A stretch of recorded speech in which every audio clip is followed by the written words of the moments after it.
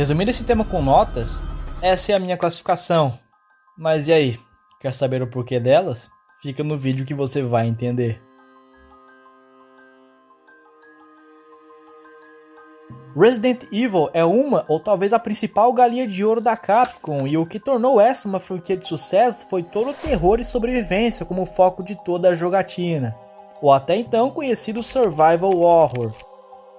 Em um passado recente, a série sofreu com uma perda total da sua identidade, causada pelo sucesso de Resident Evil 4, e só piorou com o R5 e o polêmico Resident Evil 6, que basicamente era ação pura e as mecânicas Survival foram completamente deixadas de lado, até a franquia voltar às origens com o Resident Evil 7, que até aqui foi um verdadeiro Resident Evil desde o 3 Nemesis da linha numerada. Vendo que trazendo toda a essência de Resident Evil de volta, também voltou a encher os bolsos da produtora, eis então que tivemos uma enxurrada de remakes. Até o momento desse vídeo temos 3 remakes atuais e há uma especulação de que o 5 também ganhará um remake.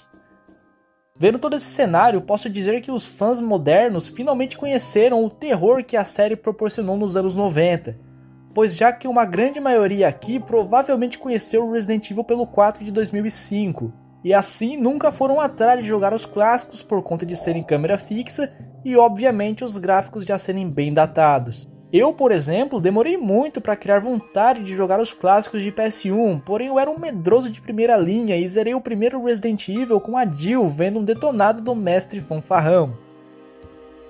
Outras escadas, né? Não matem o zumbi que tá ali, matem apenas esse daqui. A cada 20 segundos de vídeo que passava, eu repetia na minha jogatina. Após essa zerada covarde, tentei na cara e na coragem jogar Resident Evil 2 de PS1, sem detonado nenhum. E sim, me borrei todo com o Licker passando na janela e parei por aí mesmo. Só que hoje estou crescido, 21 anos na cara, e então decidi recomeçar essa jornada pendente no meu portfólio gamer. Porém, para começar do jeito certo, sem detonado, e de maneira legítima, que seria comprando os games, iniciei a minha jornada pelos 4 títulos principais que se passam em Raccoon City, sendo 3 deles remake dos clássicos de PS1. O exterior da cidade se refere à parte que fica em Raccoon, só que distante do meio urbano, sendo no caso a floresta de Raccoon City e as mansões do R0 e do R1. Ambos os games são câmera fixa, seguindo o padrão da série até aquele momento. Inventário limitado e pouca munição. Como comecei pelo zero, devo dizer que eu não era habituado com as mecânicas e achei que o game era bem diferente no começo, mesmo sendo muito similar ao R1 de PS1. O jogo traz 3 diferenças que mudam completamente a dinâmica de todo o jogo. A falta do baú, jogar com os 2 protagonistas simultaneamente em uma única campanha, e funções distintas para ambos os personagens, e apenas isso foi o suficiente para deixar o jogo bem diferente na hora de jogar. Aqui pegamos o controle de Rebecca Chambers, que pertencia ao time Bravo dos Stars, o mesmo que sumiu e foi motivo de busca pelo time Alpha no Resident 1. Toda a trama se deu início após alguns relatos de canibalismo na região, e por isso o time de Rebecca foi enviado para fazer uma investigação sobre esses relatos. O helicóptero dá defeito e um pouso de emergência é executado, e é aí que a coisa fica bizarra e praticamente te dá um gostinho do horror que está por vir. A investigação leva Rebecca para dentro de um trem, e então que pegamos os controles pela primeira vez e começamos a jogar. Não leva muito tempo para você se deparar com vários zumbis prontos para te fazer de jantar da lua cheia. This is Officer Chambers from STARS Bravo team. Please identify yourself. Is someone there? The government has announced that it has set up against our province. But as of 2 years ago, when a several plants were set up, the local government stepped in and took all.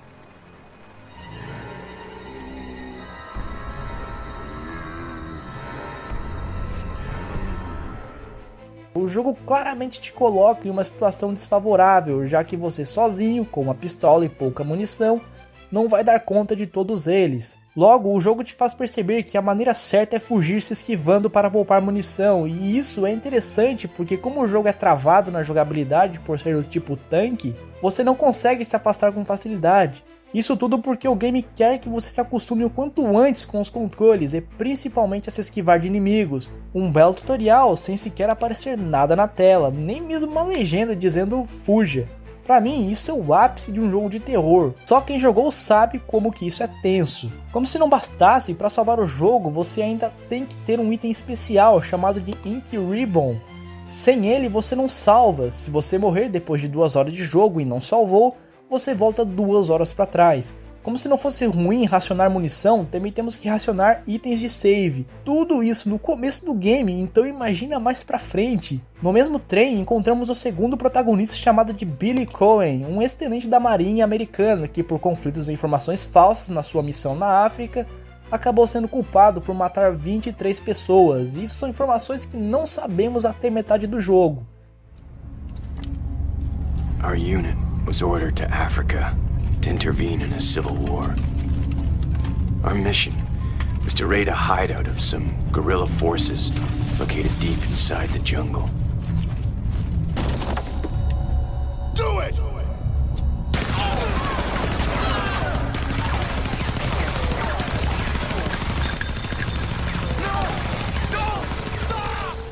Então imagina você jogando um jogo cheio de zumbis, criaturas bizarras e ainda tendo que cooperar com um assassino do seu lado. Isso tudo que falei foi só o começo do game e eu já tava pensando em desistir. Só que como eu queria finalmente me declarar cabra macho, decidi continuar essa história porque ela realmente estava ficando muito boa. E sim, a história é boa do começo ao fim, só que é na jogabilidade que as coisas desandam um pouco. E ainda mais na rejogatina que isso ficou mais evidente.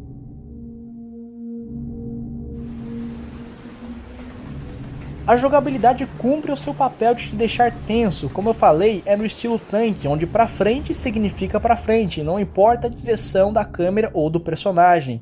Não é algo como Resident Evil 6, se quiser virar pro lado você vai ter que parar e girar, ou fazer isso enquanto corre, mas aí já não é muito preciso em espaços apertados. Alguns vão dizer que isso é horrível e é fruto daquela época, e eu discordo. Claro que hoje temos uma grande evolução desse tipo de controle, como no The Last of Us, mas isso não significa que esteja ruim, pois vale também a proposta e o design do jogo, que precisa conversar com a jogabilidade. Se colocar esse tipo de controle em um Resident Evil 6, então os controles vão ser terríveis, pois o resto do jogo não conversa com a jogabilidade. Aqui tudo funciona, zumbis não vão sair pulando em você, e o mesmo vale para o Resident Evil 1. Só que aqui vem uma ideia diferente para a série, mas muito mal executada, e isso sim não conversa nem um pouco com os controles do game. Para começar, a falta do baú. No Resident Evil 1 e até nos mais atuais temos o caixote da salvação, para os fãs, a Safe Room. Pois aqui é onde as suas mãos param de tremer para salvar o progresso, e tem o baú para armazenar itens. Geralmente esses baús têm um espaço infinito ou gigantesco e são compartilhados entre si. Você pode guardar um item numa sala médica e poder pegá-lo de volta em uma sala do outro lado do mapa, como se fosse um buraco de minhoca. Isso acontece pelo inventário ser muito limitado, mas no ReZero foi adicionada uma mecânica de dropar o item, logo você não tem um baú para gerenciar as coisas. Você precisa dropar no chão e pegar, dropar e pegar, até o lugar que você está ficar assim.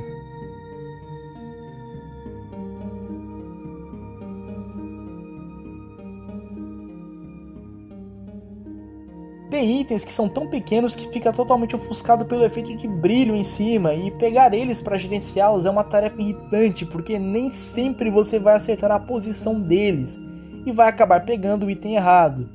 A ideia por trás dessa mecânica é que os devs queriam que você deixasse itens específicos em lugares específicos para você poder pegar e usar de maneira rápida e eficiente, do mesmo jeito que você leva e deixa o copo perto da pia, onde tem uma torneira. Tudo para evitar de ficar indo até a sala do baú, porque você esqueceu de pegar algo. Só que essa ideia só funciona depois que se conhece o jogo de cabeça. Aí sim você vai saber onde largar e usar determinados itens, evitando esse transtorno, coisa que um jogador iniciante não vai saber, e isso vai só afastá-lo de possíveis rejogatinas. Sendo esse o Resident Evil com um fator replay muito baixo pela chatice que é mexer com essa mecânica. No fim você vai acabar fazendo que nem eu, escolher uma sala ampla e usar ela como se fosse o seu baú. Ah, se fosse só isso, tava bom demais. É claro que no mesmo jogo, na mesma sala, sendo gigante, tendo espaço para pelo menos uns 50 itens, o jogo só te permite colocar 15 itens, te fazendo assim escolher outra sala para deixar os itens, tudo isso e ainda não falei da pior parte. Depois que você avança muito no game, você começa a chegar nos níveis inferiores, como o laboratório debaixo da mansão. E claro que você vai ter que fazer umas 10 idas e voltas para pegar as suas coisas e levar lá para outra sala, para torná-lo seu novo baú. Se você não fizer isso, se prepara aí porque o sensor de TED vai apitar. Porque quando você precisar de vida, você vai ter que voltar tudo até chegar na sala dos itens que você escolheu e depois voltar até a parte que você estava de novo. Que tédio! Tudo isso poderia ser resolvido adicionando as salas dos baús, só que removendo o compartilhamento entre elas. Tal item está no baú do lado esquerdo da mansão, tal arma no baú do lado direito. Seria melhor e ainda mantendo essa mecânica. Como se não bastasse, nessas idas e voltas, se você se afastar demais do seu companheiro, ele pode ser atacado e você vai ser alertado no radinho.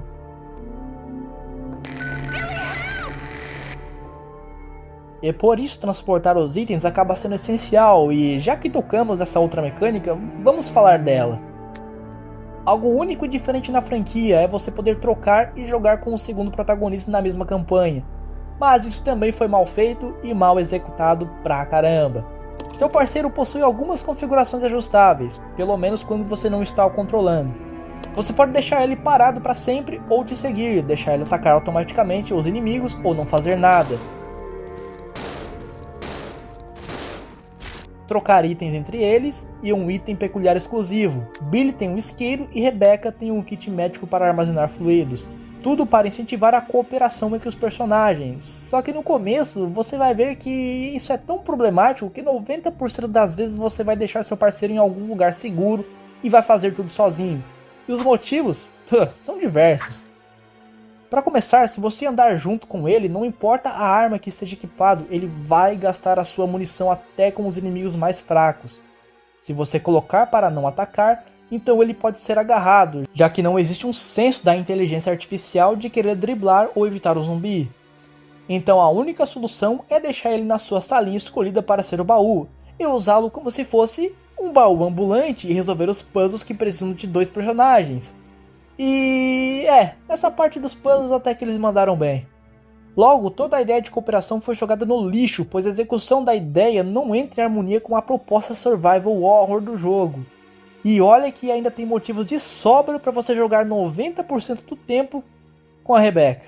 Pois como eu falei lá no começo, existe um terceiro diferencial nas mecânicas do jogo, que faz a Rebecca uma escolha obrigatória. Somente ela pode combinar ervas. Logo, se você estiver numa situação de desespero e estiver muito longe da sua base, você pode encontrar no caminho ou nas suas explorações ervas verdes e vermelhas. Só que se você estiver com o Billy, a erva vermelha se torna inútil, fazendo assim a escolha da Rebecca muito mais justificável. Naturalmente você vai deixar o Billy como seu baú ambulante, por um simples mas importante detalhe na mecânica. Se a Rebecca faz isso, então o que o Billy faz de especial? Ele tem mais vida. Logo, ele acaba sendo muito útil para lutar contra bosses, só que jogando pela primeira vez, eu duvido que você sabe quando e onde vão aparecer esses boss. A probabilidade de você dar de cara com um bicho gigante com a Rebecca é muito mais alta, novamente sendo algo melhor explorado nas rejogatinas. Mas como tem tanto problema nessas mecânicas, acho difícil você querer rejogar isso depois da primeira vez. Esse agora é um detalhe, mas não deixa de ser um incômodo aos jogadores mais atentos, que é essa travadinha na câmera quando ela troca de ângulo. Isso acontece porque como você está pisando em cima de fotos por conta dos cenários serem pré-renderizados, o jogo precisa carregar a próxima foto, por isso a travadinha existe, mesmo sendo um jogo de GameCube. Só que aqui é um fucking PS4. Passar fotos em resoluções baixas não deveria ser um problema. Tanto que no remaster do Resident Evil 1, essa travadinha foi corrigida, mas no ReZero ela permanece. O porquê? Eu não sei. Talvez seja desleixo dos devs? Talvez.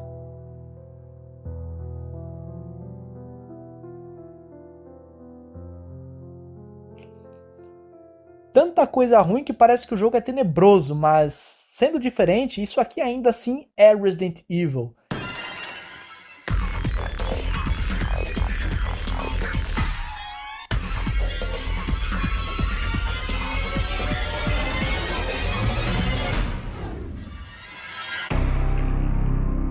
e os acertos são vários, mesmo eles não sendo o suficiente para compensar os defeitos, mas que dá para aproveitar sem ignorar todo o resto. Por isso aqui vai conselhos de como jogar Resident Evil Zero de uma maneira mais agradável, pelo menos na minha opinião. Primeiro, escolha o seu personagem. Mesmo sendo a mesma campanha compartilhada, tente tratar como se jogar com a Rebecca fosse equivalente a jogar com a Jill no Re1, e jogar com o Billy equivalente ao Chris, do também Resident Evil 1. Sendo assim, uma escolha de dificuldades, Rebecca sendo fácil, Billy sendo difícil. Outro personagem vira o seu baú ambulante ou chave na resolução de alguns puzzles que necessita dos dois. Segunda dica, escolha uma sala ampla e segura para ser a sua sala do baú. Recomendo que seja uma com a máquina de save. Então deixe seus itens e seu baú ambulante lá e jogue ReZero como se fosse um Resident Evil tradicional.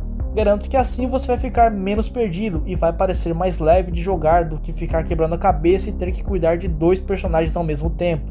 Fazendo isso, o resto é só acerto. Toda a ambientação do jogo consegue te deixar chorando sangue de tão tenebrosa, no bom sentido.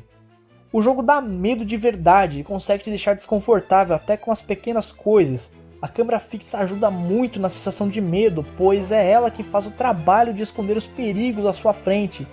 Uma câmera pegando a janela te faz cagar tanto que nem um rolo de papel higiênico vai servir para limpar a sujeira. Toda vez que você passar por um lugar desesperado, nem vai se comparar com o desespero de saber que terá que passar por lá novamente. Ah, e o som! A câmera já não mostra o que está adiante de você, mas você ouve quem ou o que está no mesmo cômodo que você.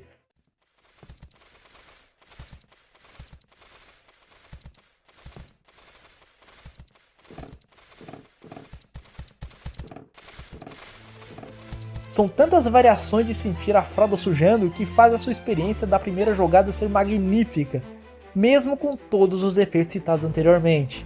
Os personagens aqui são cativantes e interessantes e dá até uma tristeza pensar que eles não voltaram ainda na série. Pelo menos a Rebecca merecia uma volta digna. Leon, I'm sorry to interrupt your vacation, but we wouldn't be here if it wasn't serious. We think you might have some intel and we need it. Now.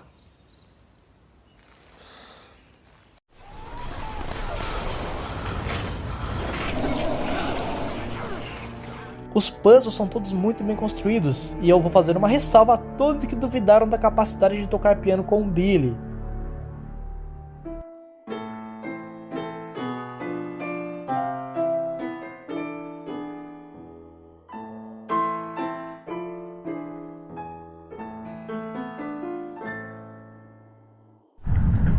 Eu e mais uma galera regalamos os olhos com a Rebecca tocando piano.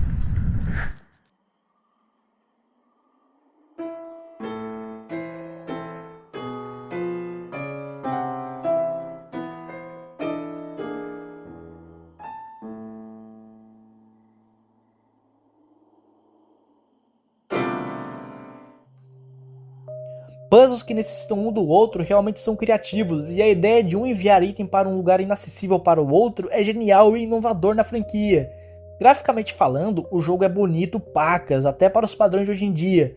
Cutscenes lindas já naquela época, com um CGI muito bem feito. Novamente, na minha opinião. Grande variedade de armas, chefes e inimigos para diminuir e aumentar o trauma que você vai ficar após jogar isso. A experiência é única e é uma pena que tenha tantos defeitos que prejudicam muito o fator replay do jogo. Sonho com um dia que alguém vai fazer um mod do baú para esse game. Só essa modificação já deixaria o game bem mais agradável. Mas enquanto isso não acontece, a nossa exploração pelos arredores de Raccoon ainda continua, já que no final do jogo vemos Rebecca olhando para a mansão do Resident Evil 1. Hey, that must be the old mansion that Enrico was talking about. E é ali que o terror vai continuar com Chris Redfield e Jill Valentine. Se você ficou até aqui, considere dar um like no vídeo para aumentar o engajamento e, claro, apoiar o canal para que eu possa continuar trazendo vídeos para vocês. Se inscreva também, estamos quase nos 2.000 inscritos e a sua ajuda é mais do que bem-vinda. Dado o recado, bora pra mansão!